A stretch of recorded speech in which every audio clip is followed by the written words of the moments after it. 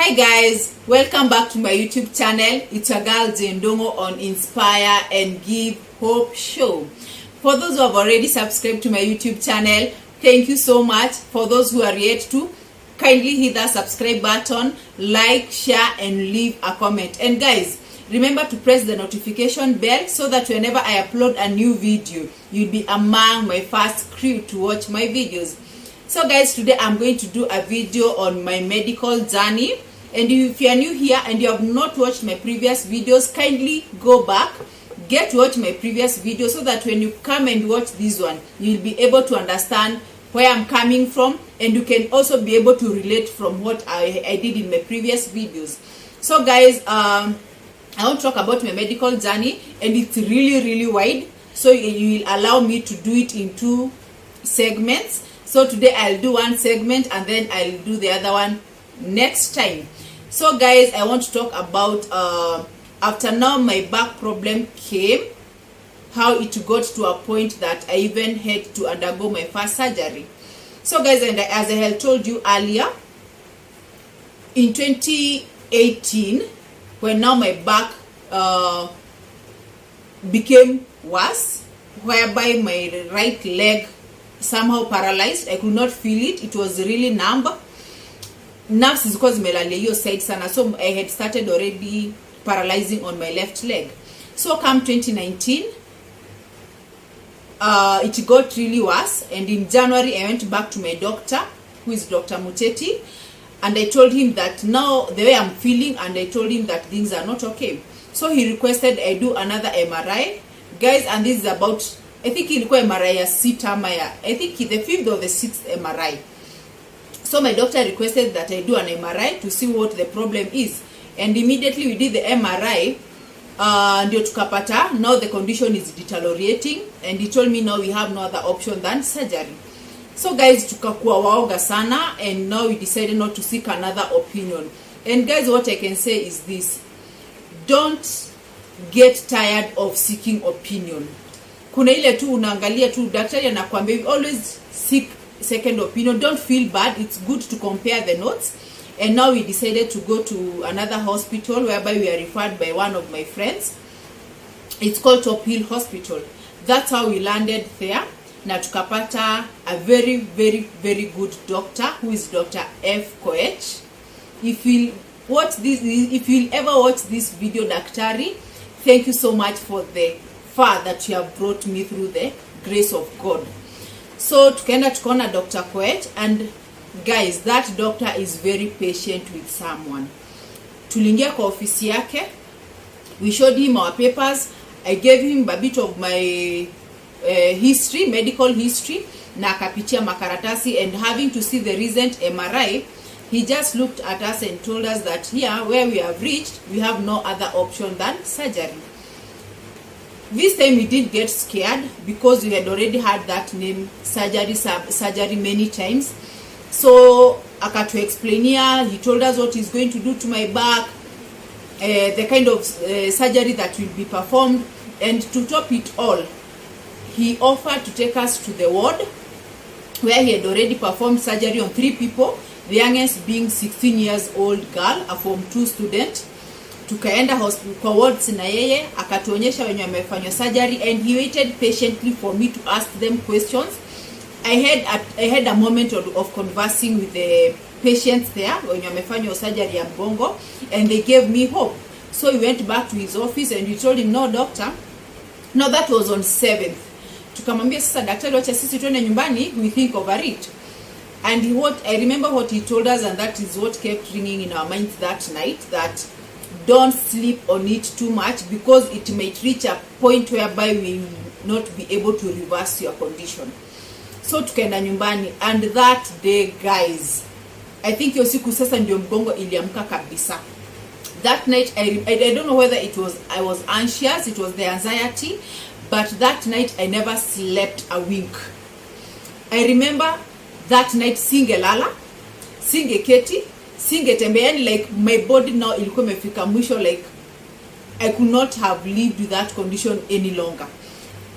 The worst scenario na mgongo ni you cannot sit, like the way I'm seated, una feel ni kama umekelewa kwa moto. like una feel ni kama moto ya kuni imewekwa moto, inakuchoma, haikufanyi black, but una feel ni kama unachomeka. So that's the feeling that I had that moment. Ni kama naungua, haitaki niketi, haitaki nitembe, haitaki nilale. That was the longest night of my life. And when morning came, I told my husband that mimi penye nimefika, sitaki kuambia kitu na mtu, but we go na leo ni leo lazima tu daktari afanye venye atafanya. No, that was 8th January 2019. That's when we checked in the hospital. And there between, kulikuwa na some challenges that we experienced. I remember that morning, my mom was to travel. Now we told her that we are going for the surgery in the morning.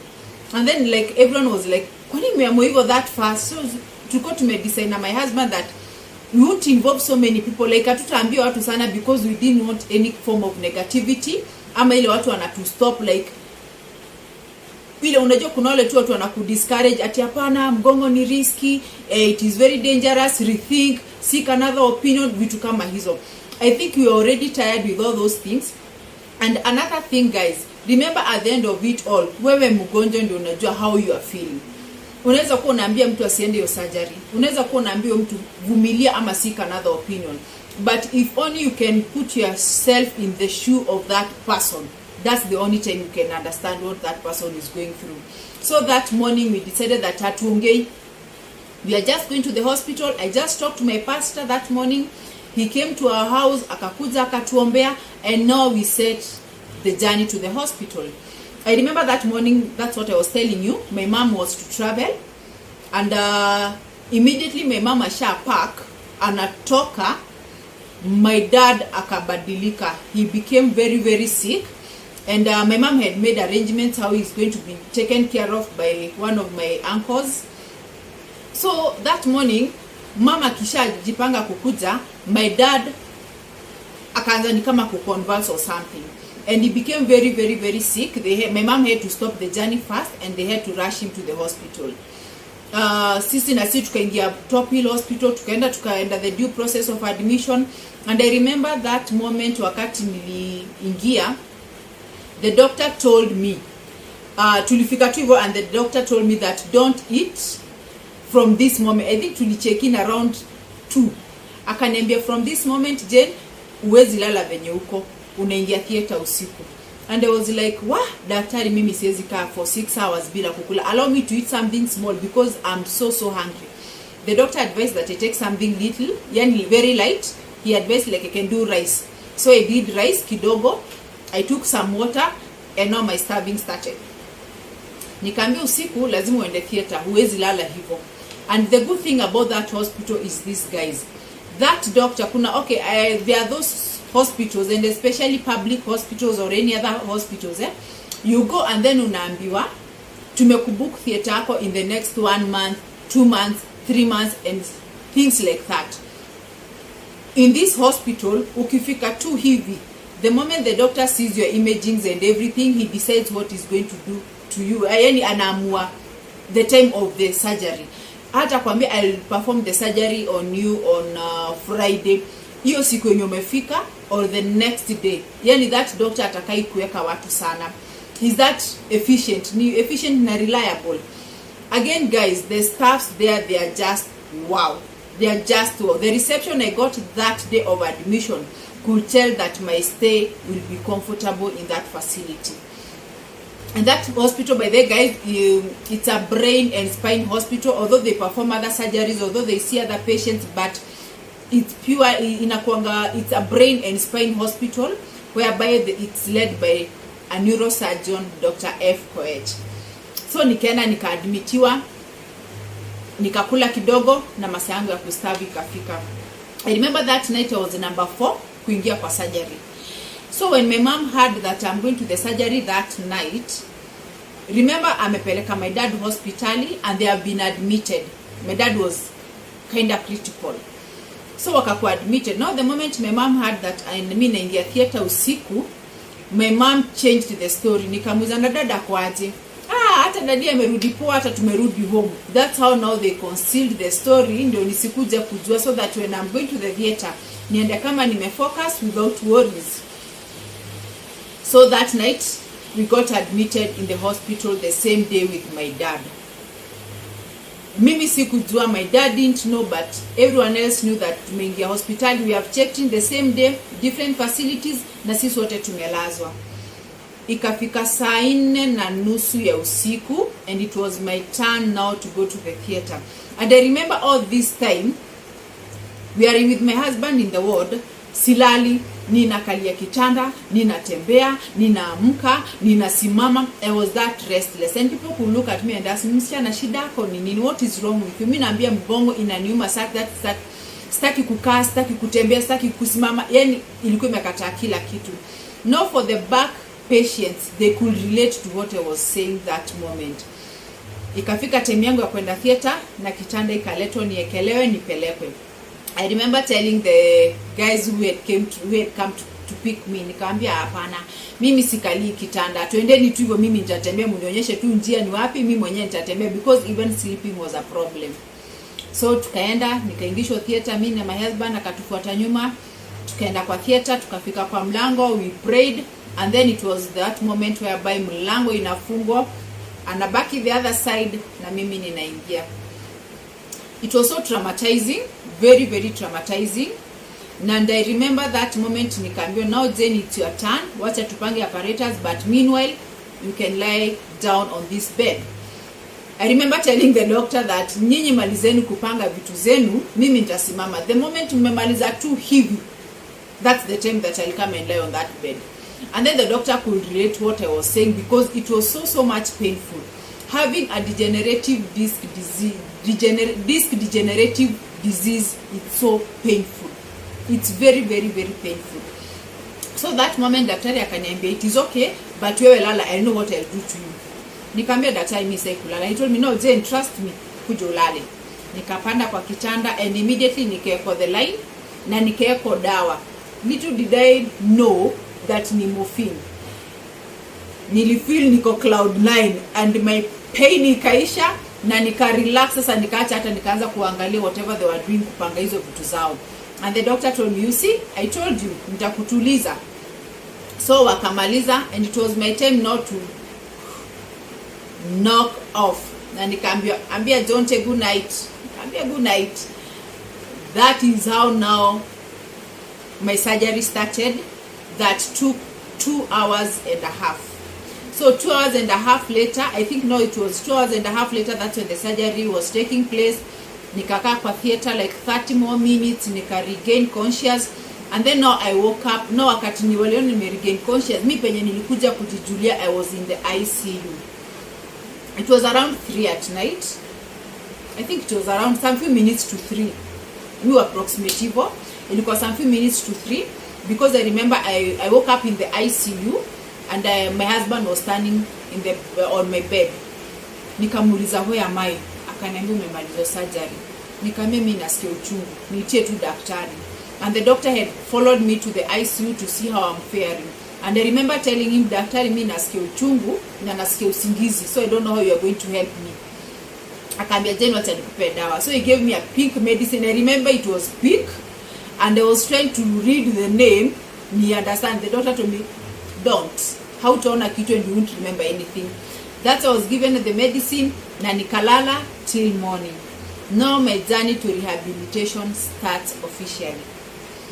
Guys, back surgery is painful. It's really really really really painful.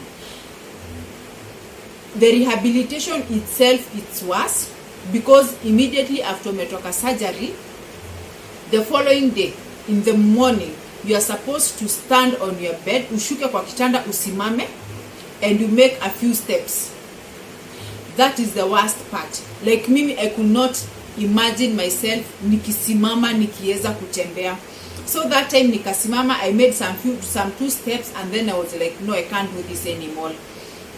Nikaendelea hivyo, nikakuwa rehabilitated. I was observed in the ICU for like 3 days, and then I was taken to the general ward. And guys, the support that I received in that facility, it was awesome. I really liked their hospitality, the way they treat their patients, They are very gentle, they are very empathetic, they are very loving. It's a good facility to be in, and I was really happy for their support. So after a week, guys, all this time sijui kama babangu amelala hospitali.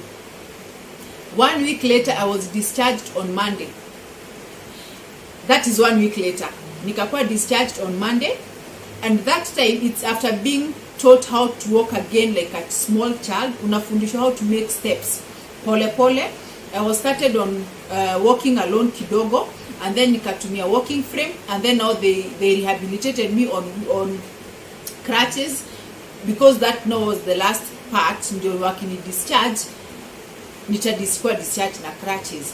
So I remember that moment. Nikakuwa discharged on Monday, na nikafika home na nikaambia everyone else nimedischarge and now I'm home. And then all of a sudden nikajiuliza, I remember in the hospital my husband was all over my phone. Yani like nilikuwa naenda kushika simu anachukua, nikipigiwa anasimama hapo kama amenishikia, nikimalizana anachukua. All these times he understand hawataki kuniambia about my dad's admission and his condition. So on Monday nikakuwa discharged and I went home. No, kufika home ndio nilianza kuconnect 1+1, and I called my mom. I told her, Mom, just tell me the truth, where are you? Akambia, sisi tuko hospitali, tulikuwa admitted the same day ulikuwa admitted, and you are still in the hospital, you don't know when you are going to be discharged, because the last time I checked my mom was to come. So nikafika home, I was a bit depressed by that, and I said it's okay, na tukazidi kumwombea, and he was discharged on Wednesday, having me nimetoka Monday na yeye akatoka Wednesday, and he was okay. So guys, the recuperating part, recuperating after the surgery.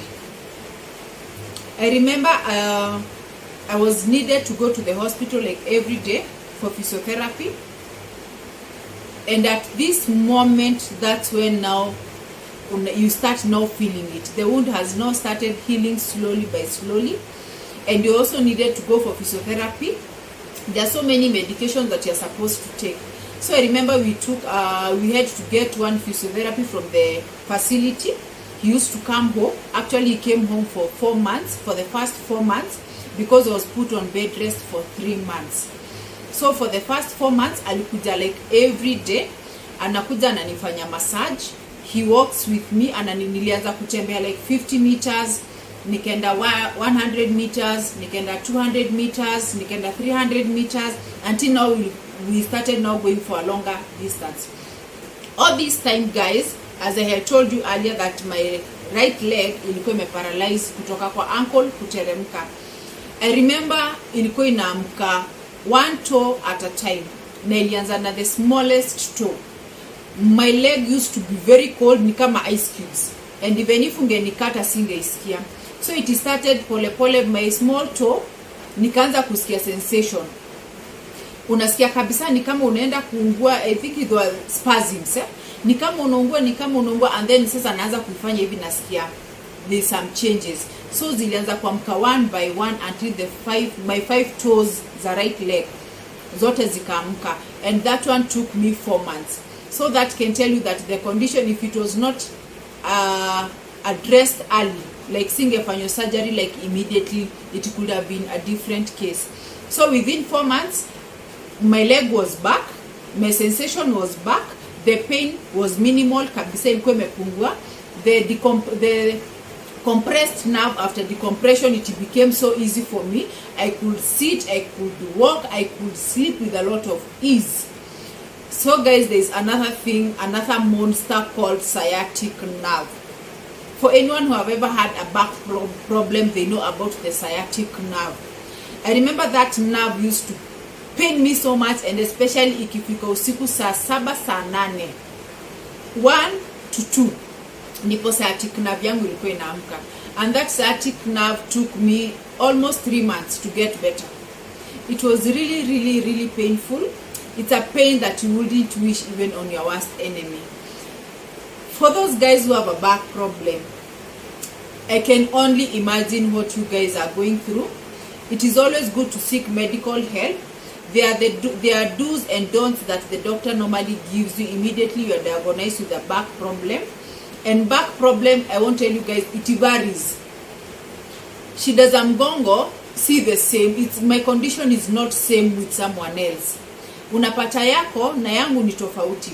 Kuna ile ya injury, kuna ile imegonjeka yenyewe, kuna ile tu maybe it's a tumor or it's a growth that is developing on your back. Others unapata maybe there's a slight deformity that you never knew about.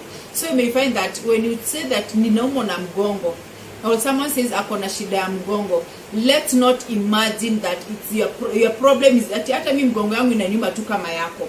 The conditions vary. The conditions are very different. And mine, I will say mine, that was triggered by the accident that I had.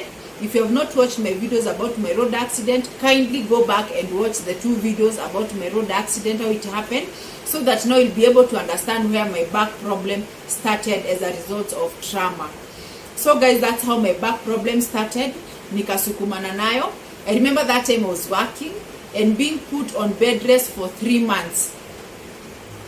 Hey, hiyo sasa ilifika mahali after the 3 months I was supposed to go back to work, but evaluate, and when I listened to my body, I could not manage to go back to work, and I had no option than to resign. That's why I lost my job in 2019 after resigning because of my medical condition. When you have a condition like ya mgongo, it's always good to go slow. Always go slow, because sometimes you can force things and then upate you are making everything worse. It's always good to go slow. There are the do's and don'ts that the doctor gives you. There's a way you are supposed to bend. There's a way you are supposed to collect something from the floor. There's a way you are supposed to climb the bed and to come down. Kuna venye ukipanda kwa kitanda unakuwa rehabilitated, how unafaa kujipandisha kwa bed, and not for that period that you are recuperating. Like now that becomes the lifestyle. Kuna venye utapanda bed, utashuka. There's a way you sit down. There's a way you sit, and then ukitaka kusimama you cannot just stand just like that. Kuna vile pia unafundishwa you are supposed to stand. It becomes so automatic. There's a way you are not supposed to bend. There's a way you are supposed to collect something from the floor. So if you follow those do's and don'ts that the doctors normally give, you'll be on a very safer hand. You'll be on a very safer place of not injuring your back further.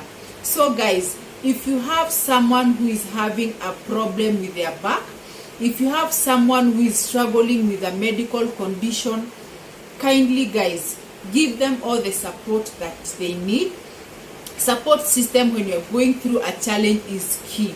So guys, give them the support that they need. Help them to seek medical attention. Help them to seek different opinions from different doctors. And guys, the support that those guys need. Sometimes when I'm in pain, because the pain, it's no longer, it's not like it used to be before the decompression, but now you find that living with some metals on your back, unapatanga hizo plates kuna wakati inafika hazitaki baridi. There's a way zinaamka tu zenyewe unasikia ni kama zinataka kutoka zenyewe. And guys, also having an arthritis, it's not easy, because later we came to realize that it's osteoarthritis that now had attacked my spine. And that is now how I developed the problem, because now after the accident, my back became so prone to any condition, and that's why I got now osteoarthritis. And we have 2 types of arthritis. We have rheumatoid arthritis and osteoarthritis. So guys, hata watu wenye wako na arthritis, if you hear someone saying that wakati wa baridi, I'm usually affected, I'm usually in so much pain, kindly guys, give them support, offer them support, and don't fear to do a surgery. I know there's that fear that comes with a surgery. There's that fear that comes, what if something goes wrong? What if I paralyze? What if I don't make it? What if I lose my bowels? What if, kuna the what if. Guys, it's not right to live with a pain, and it's not comfortable at all living with a pain. Usiogope surgery. If the doctor recommends that it's only surgery that can help you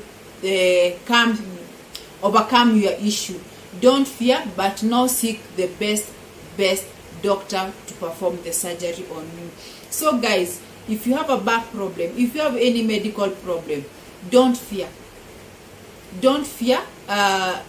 Seeking for medical attention. have the best support system from your family, from your friends, from everyone else. The support system that you receive after that is key to everyone going through a medical journey. So guys, I hope my stories keeps on inspiring someone, keeps on encouraging someone, and keeps on giving someone hope who thinks that all is lost. I want to tell you that all is not lost. There is life after a medical challenge. There is life after a marriage challenge. There is life after every challenge that you are going through. You may be going through something today, but tomorrow it will be behind you. So face your challenges bravely. Don't fear anything. Don't lose hope. Keep fighting to the bitter end. So guys, wait for part 2 about my second surgery on my spine. This is just part 1. Wait for my part 2. And remember guys, to hit the subscribe button. Bye bye. Till next time.